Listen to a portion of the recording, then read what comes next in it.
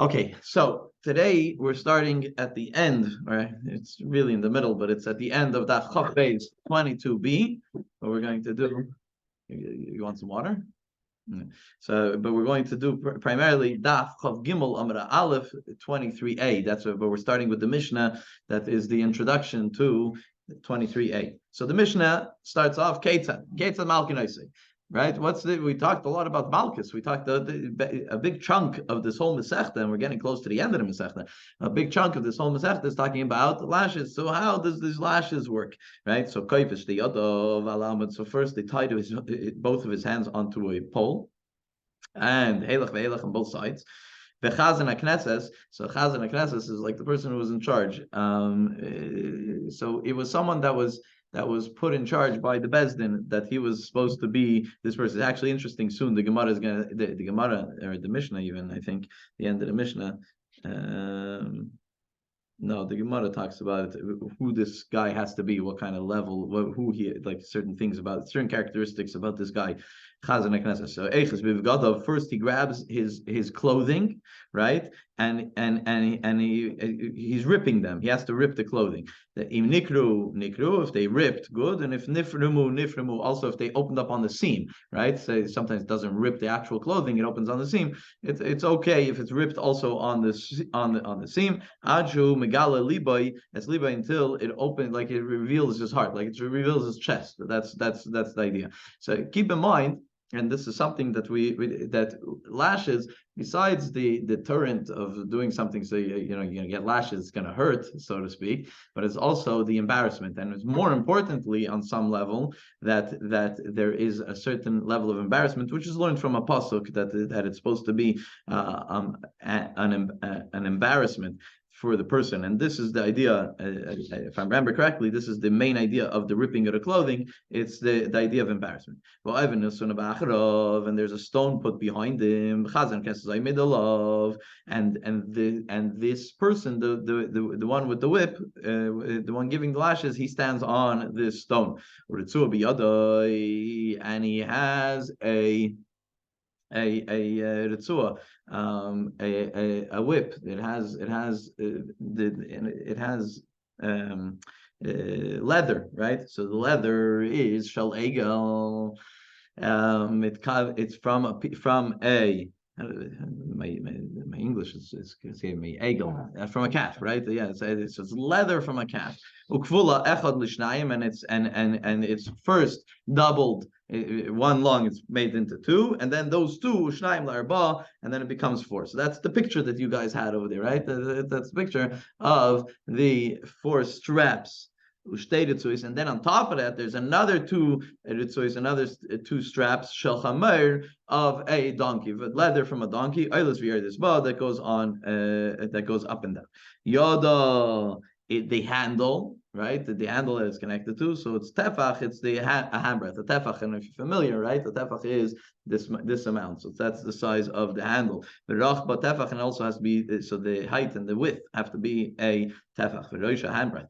V'roisha magaz al pikreisai, and the edge of the straps have to get to his has to get to, like, it has to cover his body, meaning the top part of his body. The Gemara is going to discuss this exactly.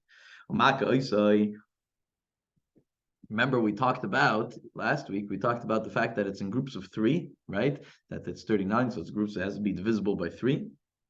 So what's the three? So the lashes are a third are milfanov, a third are in front of him, meaning on his stomach.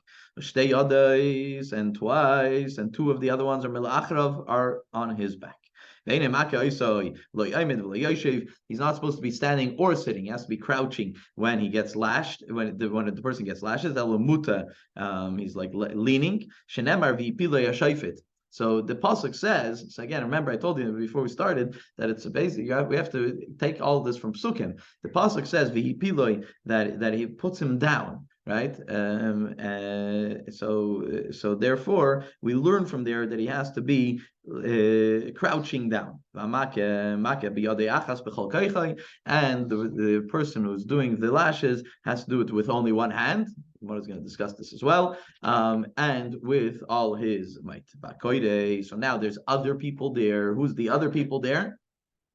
The Rabbanim, the Bezdin, right? So there's people in the Bezdin. So one of the sages, one of the rabbis in the Bezdin has to call out psukim. Koidim, like Tishmer Lases, he basically, it's two psukim in Dvarim, chapter 28, that in like Tishmer Lases, V'hif Lashem, es Makkos, es Makkos, and he reads those psukim. The Mishnah continues and he says, meaning that if he finished those psukim and he's still getting the lashes are still going on, he goes back and to read them again. And then he reads another pasuk, right? To be careful to watch over to do the right thing. And he finishes off with a pasuk from Tilim, that may the merciful one forgive the sin, right? Because this is what's the lashes. We're going to see next week, the next mission, the idea that lashes come to be to atone and how it atones. So the person, the Rav is going to also call out that the merciful one should forgive him for his sins. And then he starts again to read from the beginning if he didn't finish the lashes, right? So let's say this person is going to get 39, so he has some time. If he's only getting 3, so he doesn't have so much time, which we also discussed in the Gemara. Now, what happens if chas v'shalom, while this guy is giving lashes, the person who's getting lashes dies, right? So what happens is, now it's a mistake, right? Obviously, it's a mistake, right? But usually when you kill someone inadvertently, what happens? You have to go to the Miklot, right? You have to go to the city of refuge. And in this case, Patur, Mishnah says, in this case, he doesn't have to go to the Ir Miklot, he doesn't have to go to he doesn't have to go to the city of refuge. Now, what if what if the doctor said this guy can only handle 18 and he added 19, right? He added 19. And then while he's giving him the 19th, that's what killed him, right? So right? So in that case, obviously it's talking about that he did it inadvertently. If he says, "Oh, you did 18, okay, now you're done," he's like, "No, I'm going to do another one." He does another one on purpose. He could get capital punishment for that, right? Because he killed someone, right? But if he did it inadvertently, he thought he only did 8. He only thought he only did 17. He gives another one, right? So then, obviously, in that case, he has to go to Ir Miklat. The interesting thing is, and I saw the Mefarsha talk about it, and it's a fascinating question. We talked about last week that it has to be in groups of 3, right? So it has to be divisible by 3. What if the doctor comes and says, this guy can handle 20, right? This guy can handle 20. And now divisible by 3, so we don't give him 20, we give him 18. What if he died from the 19th? Right? So the Gemara Parsha says they don't have an answer to it. It's a take. But it's an interesting discussion of the Mefarshim. Now, this is famous halacha that we niskalkel, that if someone gets embarrassed, meaning before you finish doing the lashes, he already gets embarrassed. So where's the halacha? So let's say someone gets whipped by a lash, gets lashed, and because of that, he defecates or he urinates, right? So those are two things, two separate things, and they're different, and the Gemara even makes bigger differences. So the Gemara first says, Bein bari'i, bein b'mayim, whether it's a person defecates or he urinates, Potter, that's it, he's done. So even if the doctor said he can handle 18 after the third one, that's it, he's done. Even after the fourth one, right? At that point, we don't divide them by 3. That a man, only if he defecates, a woman also if he urinates. So that's more lenient when it comes to a woman. That's the halacha according to Rabbi Yehuda. You'll see the Gemara discusses that tomorrow. Okay, Gemara, we're on the top of 23a, Daf Chav Gimel Amar Aleph. The Gemara. So we learned So we learned in the process of you tie him and you rip his clothing, right? So the Gemara says, "My timer."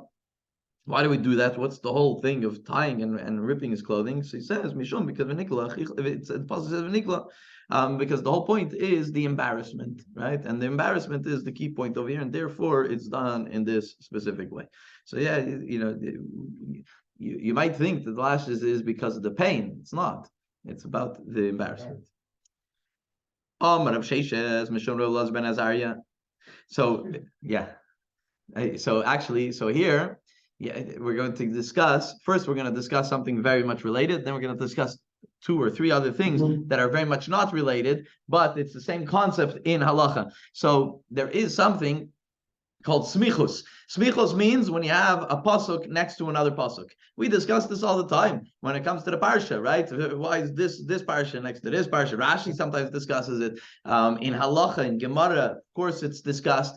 And sometimes you learn a nice piddush from one. It could be a nice rabbi sermon on Shabbos because this is close to this, so we could learn something. But sometimes we actually learn halacha from it. We actually learn something halachically from it, right? So that's what we're going to talk about now. This idea of smichus and what halachas we learn from it. So Amar Rav Sheshes Mishum Rav Elazar ben Azariah. We mentioned that the strap, the Mishnah says that it has to be from an egel, from a calf, right? What's the source? Where does the Mishnah take it, right? That it has to be from a calf.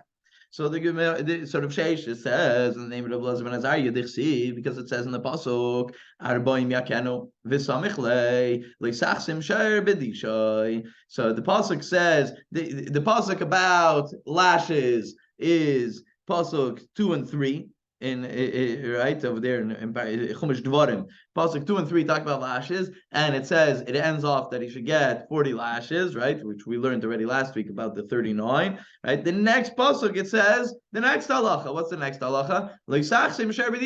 That an ox that's threshing, right? You said you're not allowed to muzzle him. Right, so that's Tzar Balachayim. We're not right. So right after it says that a person will get lashes. It talks about an ox. So we learn from there that the calf, from the ox, we use that leather for this strap.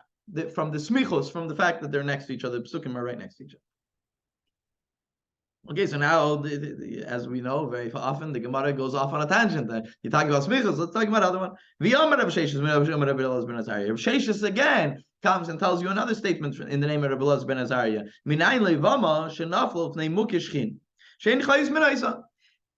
Now we know Yibum, right? Today we don't do Yibum, but back in the day they used to do Yibum. Yibum is that if there was a couple, they were married, right? And the husband dies without any children. They didn't have any children, right?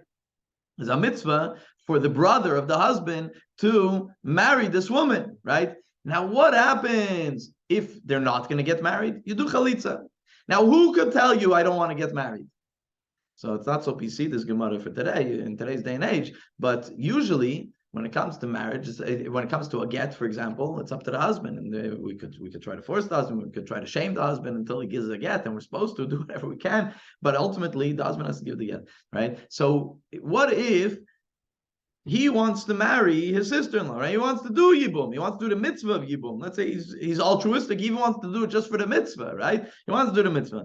She doesn't want. The Gemara says, Mukashchin. He has a terrible face. He has blisters all over his face, and she doesn't like him, right? She doesn't like what he looks like, right? So what do you do? Is he allowed to come and say, is she allowed to come and say, I don't want? And if I don't want, so let's do chalitza. The halacha is she's allowed. We take her into consideration. It's not only about him.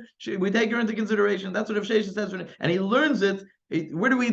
He says that as is the halacha that we'll take her word, right? Well, we need her agreement, and if she doesn't agree, we do chalitza, not yibum, right? Where do we know this from? So he says because it says in the pasuk, it says in the pasuk, don't that this is the previous pasuk that we just talked about.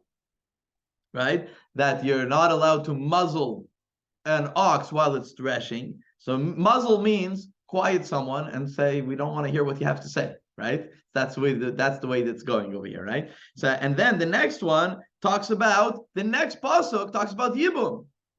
So Yibum, we don't muzzle anybody when it comes to Yibum. We don't say we don't want to hear what you have to say. Not the potential brother and not the sister-in-law. Neither of them gets muzzled. And if one of them don't want this marriage, we go to Yibum.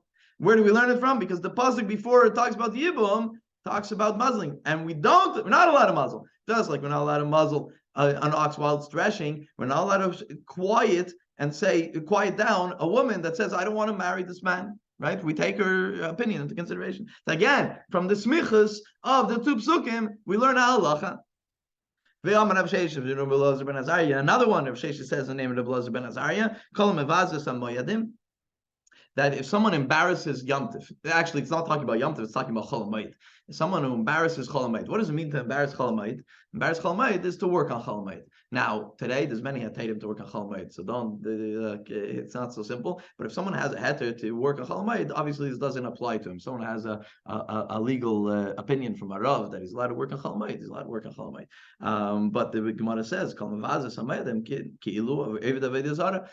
if you embarrass the Chol Hamoed, it's like idol worship.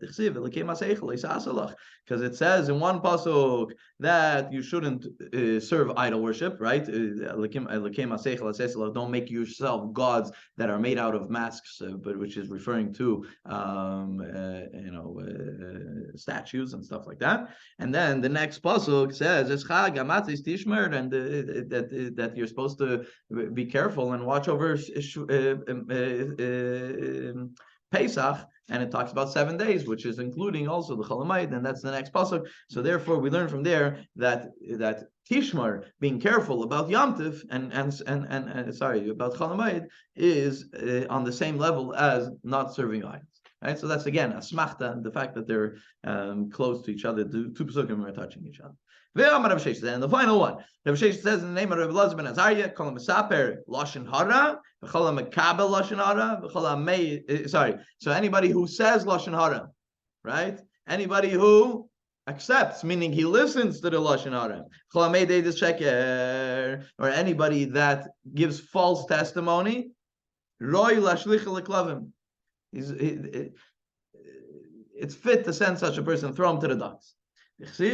Because the pasuk says, it's talking about meat that is unkosher, so we give it to the dogs, right? Because we don't eat non-kosher meat, so we have to. So if something that, let's say, an animal dies without proper shechita, it's called a treifa. So the pasuk says that kind of treifa you should give it to the dogs, and then the next pasuk samichlei. And a close pasuk afterwards, it says, "Leisisa Hashem Hashav," that you shouldn't use Hashem's name in vain. But Kri Beinami, you could use, instead of saying Leisisa, it's Al Tikre Leisisa Leisasi, that you shouldn't lift your mouth up and say something that's wrong, right? So whether it is about testimony or Lashon Hara, both of them are connected to throw to the dogs. So basically bringing up how important, how dangerous it is to say Lashon Hara, and obviously to say and to give false testimony. Lashon Hara is also false testimony, right? I mean, you're saying something, it's not false, but it's still. Okay, so that is one aspect of the Mishnah. Now we quote another part of the Mishnah.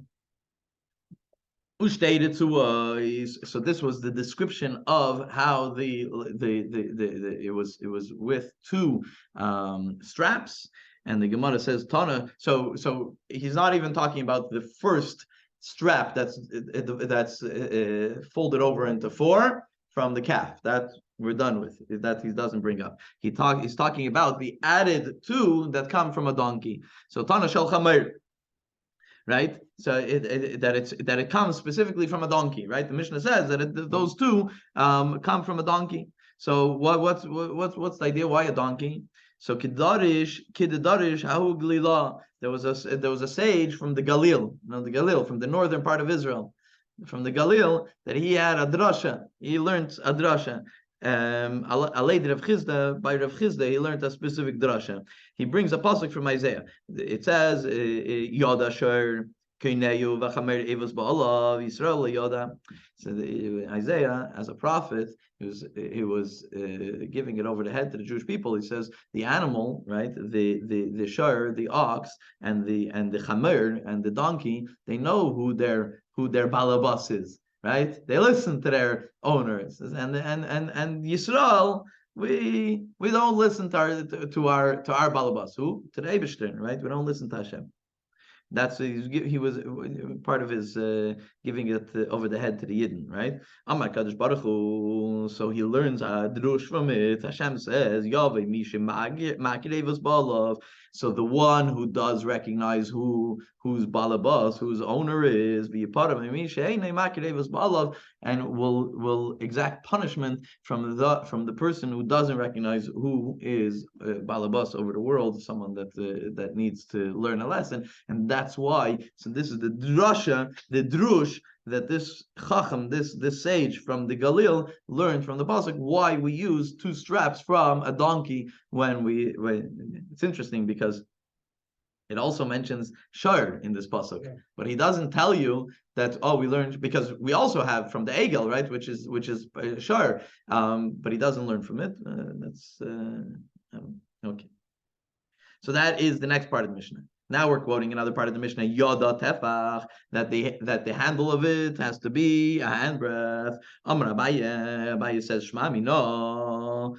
So we learn from here, Kol Chad V'Chad, L'fum Gabei Avdinale, that for every person, they make a custom strap. Because it has to be a certain size, right? It has to be a certain length. We said that it has to go across his chest or something, right? So every person, they make their own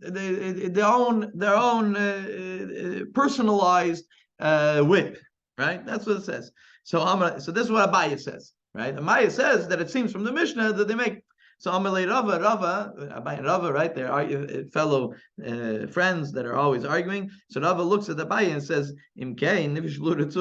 so you're gonna walk into Bezdin, what are you gonna see? They're gonna have a storage house full of straps, whips, right? What's that all about? So Elam Rava, so Rava says no. That it was made in a certain way that they could lengthen the straps and shorten the straps. So if it was a taller person or a shorter person, they made it, meaning that they didn't have a specialized one per person, but they had one that they were able to specialize each time and make it the proper size each time. Okay, next part that's quoting from the Mishnah, Malki Noisai. So we mentioned in the Mishnah that he gets lashes, a third of them on his front, on his stomach, and then the 2 other of the thirds are on his back. So you want to ask him, where do the Gemara? The pasuk doesn't say that. The pasuk says that they should get lashes. It doesn't say. It doesn't say where. So where do we learn this from? So Amar Rav Kana says the Amar Kra the Pila Ashayfet the Kol Lefanav K'tei Rishasei v'Misbar. So the pasuk says that he puts him down, right, and he gets lashes in front of him K'tei Rishasei because of his wickedness b'Misbar in a number. So the pasuk says Lefanov, right, in front K'tei Rishasei Risha Achas. So since it's split into 3, one of the 3 has to be milfanov, has to be in front, and then and then the pasuk continues b'mispar, meaning the other numbers, those continue in the back, and that's the way they learn it from the pasuk. That's 1 in the front and 2 in the back, and continuing like that. Ein malkin oisai. Now the Mishnah says that he doesn't, not standing and not sitting, right? He doesn't get lashed at standing or sitting. So Rav Chisda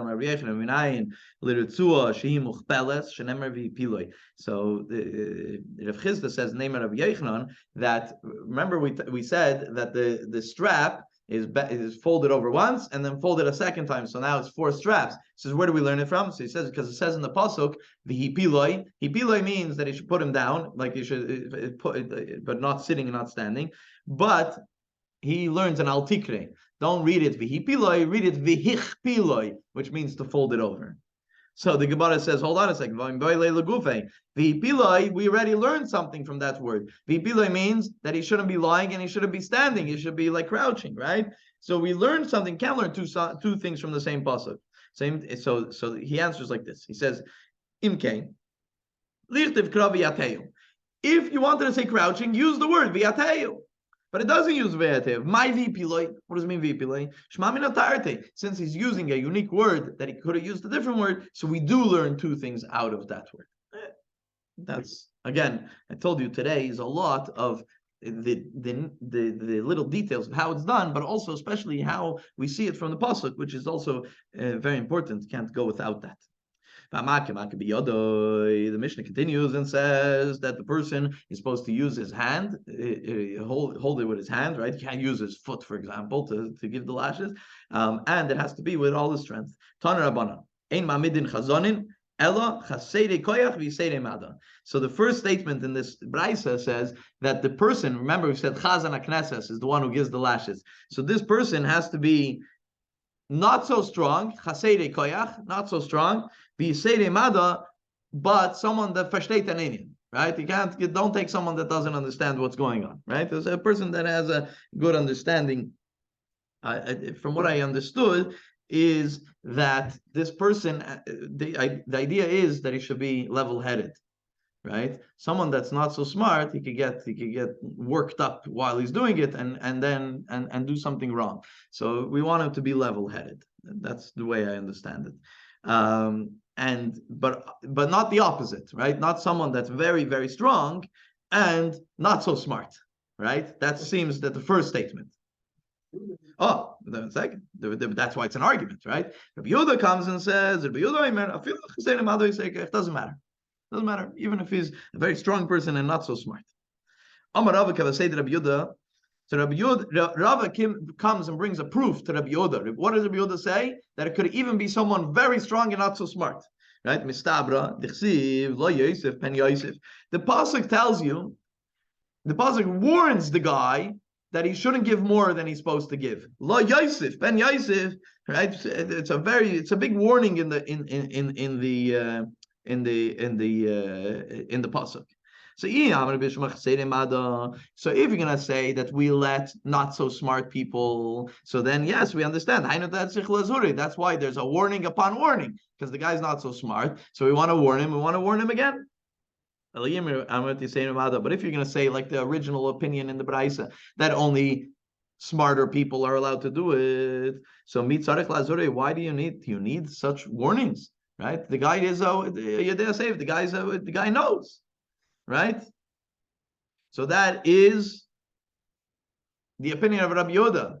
So now what does the Gemara do? It goes back to Rabbanan. The Rabbanan say that it can only be a smart person. So Rabbanan, why, according to the sages, meaning according to the first opinion in the Braisa, why do we need the extra warning in the pasuk?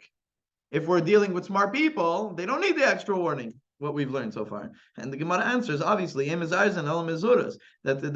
those who are warned, those who know, we have to remind them. Even those that know, we have to, even someone that's warned, we warn them again, right? It's something that because it's something very important, very we're very careful. There's a brisa that says, because remember we said that he should do it with his hand. He cracks the whip with his hand. So he says that when he lifts it, he has to lift it with two hands. And when he hits, it has to be with only one hand. I'm not sure what this means, but the Gemara says that with one hand it's his own strength, with two hands it's something else. I don't know, but that's what the Gemara says. So it has to be with one hand when he hits. Okay, so that is the lashes. Now, the person, the Mishnah over there continued and said that there's someone, one of the Dayanim, is standing there and reading out psukim. Taner Rabbanan. So there's a brisa. Hagadol shebadayanim koyden. The most learned, the biggest of the Dayanim, of the rabbis on the court, is the one who reads these psukim. Hasheni Moina.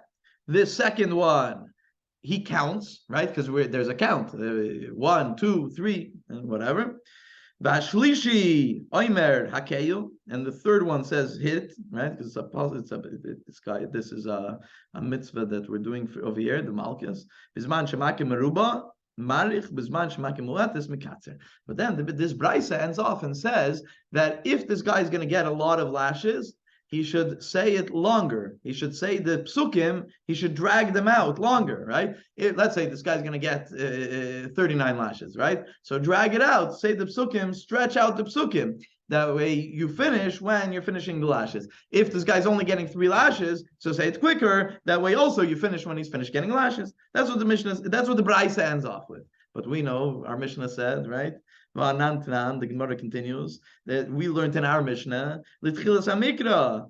right? We said that if he finishes, he should start over. And we said that in Mishnah. So was this Brisa coming to tell us that he should stretch it out? He should only say it once, basically, right?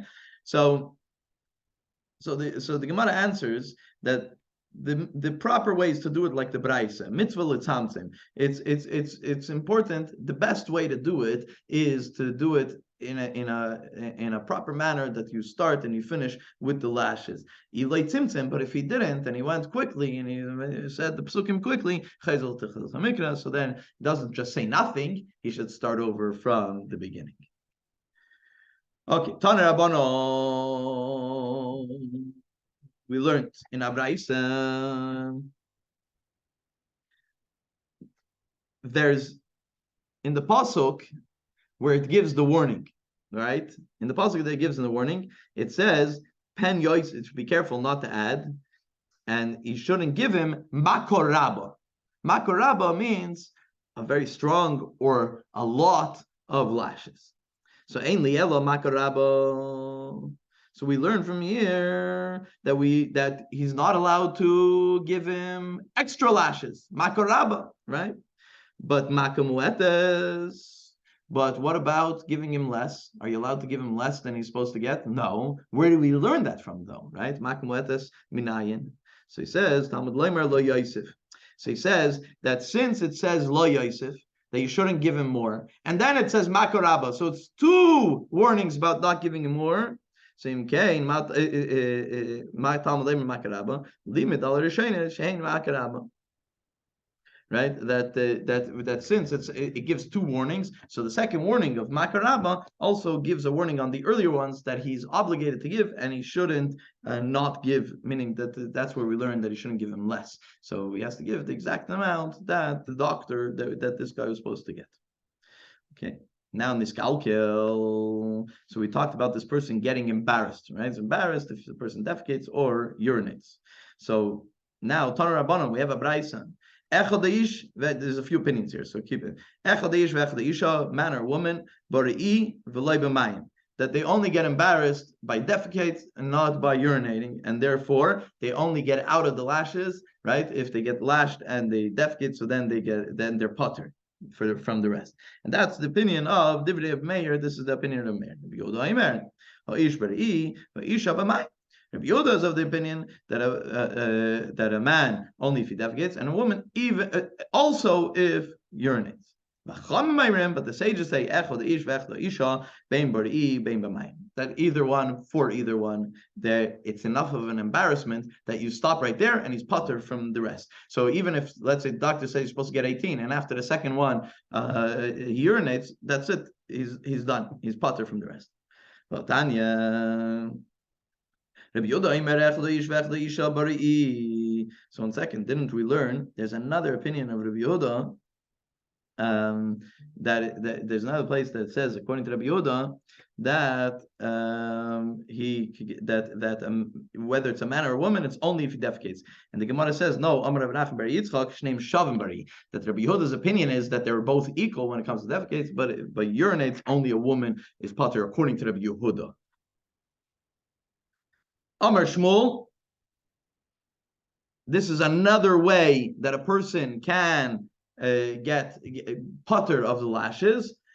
Kifasu, if they tied him v'rotz, and then he did a udini, and he got out of the tying, right? And he ran away. Bezdin Potter. So that's it, because he was already embarrassed. So therefore, Potter, he's Potter. Okay, Meisvei. The Gemara asks on that, Kolo. If a person gets embarrassed, right? And what do we talk about embarrassment? Whether it's defecates or urinates, right? So that's the embarrassment, right? Bein Barishaina, Bein Bishnia, Paitin. That it doesn't matter if it was before the first lash or after first lash, when they were getting ready to do the first lash or getting ready to do the second lash. It doesn't matter, even if he didn't even get hit, right? He's just afraid of getting hit and he got embarrassed. That's it. He's potter. He doesn't have to get any lashes. But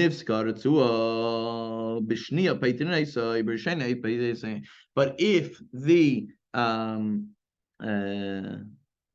the strap got ripped, right? Got ripped. But if he already got one lash, that's it, he's potter. But if he didn't get any lashes, he's not potter. Amai. So the Gemara says, hold on a second, Levi Karotz. So why, if someone runs away even before he gets one lash, so then he's potter. But if the strap gets ripped before he gets one lash, it's not potter. It's only after the first lash that he gets potter. So he says, why shouldn't it be the same halacha as someone that runs away? So he says, no, Hasam Rotz, Hacha Loy Rotz. Says when someone runs away, he gets embarrassed, right? He gets embarrassed, he runs away. So that's why he's potter, because of the embarrassment. Here, he didn't run away, there's no embarrassment over here, and therefore he still gets lashes even though the strap got ripped, as long as he didn't get one lash yet. Tana Rabbana. Just trying to figure out how can the strap get ripped before you use it.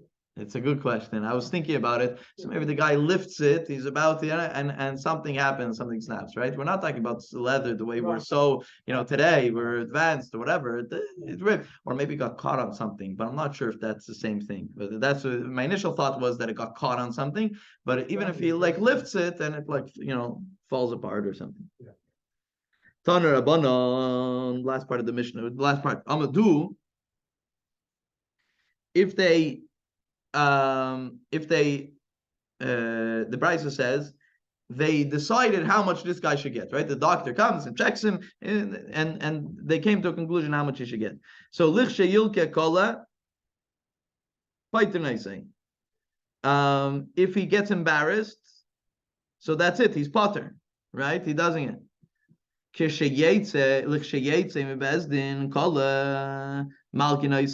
But 1 second. No. Oh, this is what they're saying. If the doctor comes and says, right, this guy, if you're gonna hit him, even with the first hit, he's gonna defecate. He's gonna get embarrassed right away. So that's it. You don't even have to do it. That's it. It's done, right? But if the doctor says not the lash is going to make him embarrassed, but afterwards, once leaving, he's going to be so embarrassed and he'll, let's say, urinate or whatever, right? So that doesn't make him potter, right? It's only if the lash is going to cause it. Also,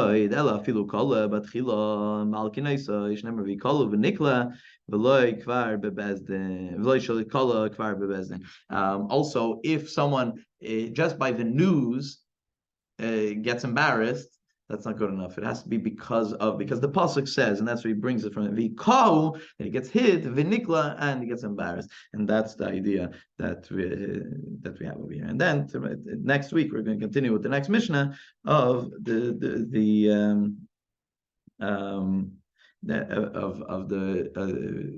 accomplishment of the atonement that a person gets through the lashes. It doesn't mention anywhere. Is this done